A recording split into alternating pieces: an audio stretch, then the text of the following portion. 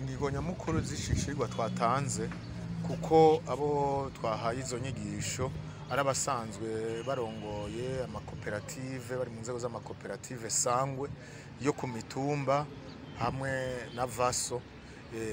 Icambere twabahaye twaberetse ivyo no kwita mu rurimi rw'igifaransa les opportunités d'affaires, ibikorwa vyokorwa turabereka ko bihari nuko vyogenda.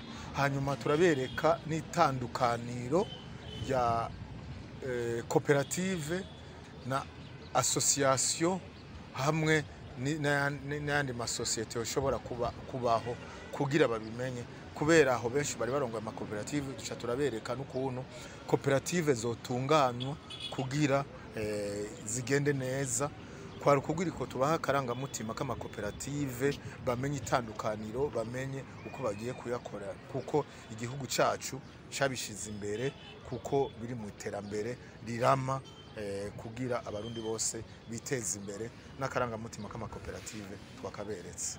Ego ivyo twabibabwiye kandi tuzobisubirako tubishimangire ko, kuko ahantu hose uburere bwohe canke imitumba yose ntimushobora gukora bimwe. Nk'aha mu gisagara ca Bujumbura uburimyi buragoye, kubona hariho mu makarite na hariho kurima. Batuma baca baja mu bindi mu kubuhingura. Nivyo turiko tubereka hariho, kuko muri ibi vyo kwiteza imbere uraba ku mutumba wawe ukaraba ikintu gikenewe n'icokogwa, ugaca ukora ico nyene gikenewe, urumva, kandi ukaraba n'ubushobozi uhafitiye aho. Aha mu gisagara ca Bujumbura naho kurima hari, naho korora, ubikoreye bukorera ahandi. Ivyo nyene uriko uravyiga vyose.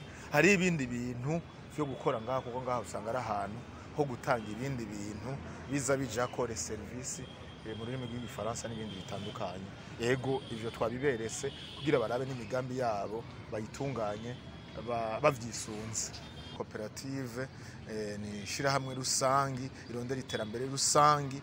Rero n'abari imbere bazirongoye nuko barondera iterambere rusangi apani yabo, hama tukiteza imbere aho bikenewe. Murabona ko hari nkuko kwa Semao n'andi mashirahamwe atandukanye azarabakaririza ubwenge, kandi twese turi kugira tubashigikire tubakaririza ubwenge kugira twiteze imbere koko.